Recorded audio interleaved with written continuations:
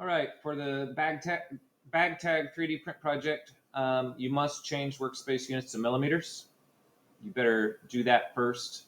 Workspace units here and millimeters, and that's it. Okay, you have to have an idea, a plan in place. What are you doing?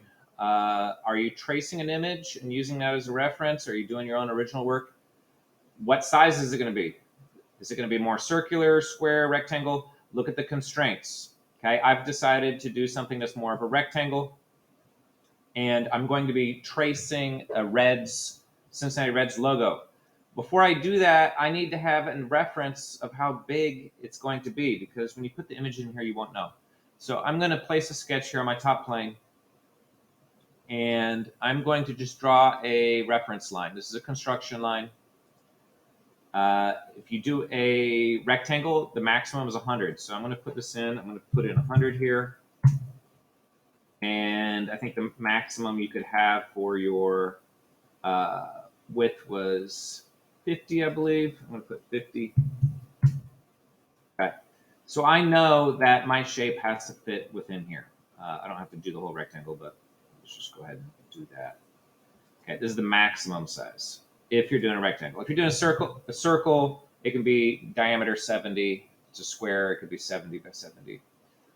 All right, now what I got to do is find an image that I like. I'm going to go on the internet. I'm going to type in Cincinnati Reds logo, and you will see there's different types of logos. Stuff with way too much detail, a 3D printer can't do it. Like this Reds guy here, there's no way the writing on his shirt is going to show up. I would even say the threads on the baseball aren't going to show up.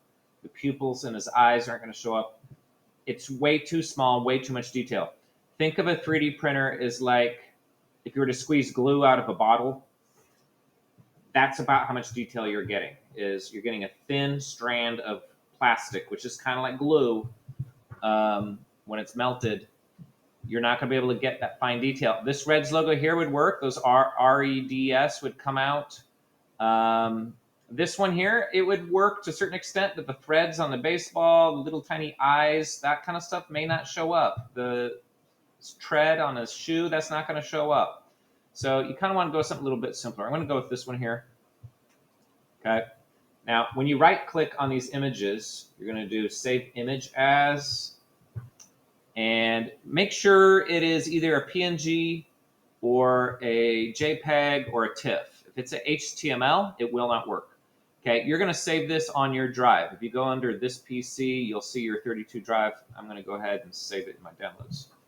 Okay, so going back into Onshape, I'm now going to, let me see if I can move this real quick.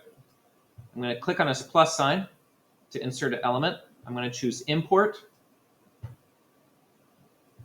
And then I'm going to go ahead and find that logo I just downloaded, which was this. I'm going to do open. Now, it's going to show that it's loading it, but it's not going to actually appear in the workspace because you have to place it in the workspace. So as we were showing you here, I want my logo to fit inside here, so it's not too big.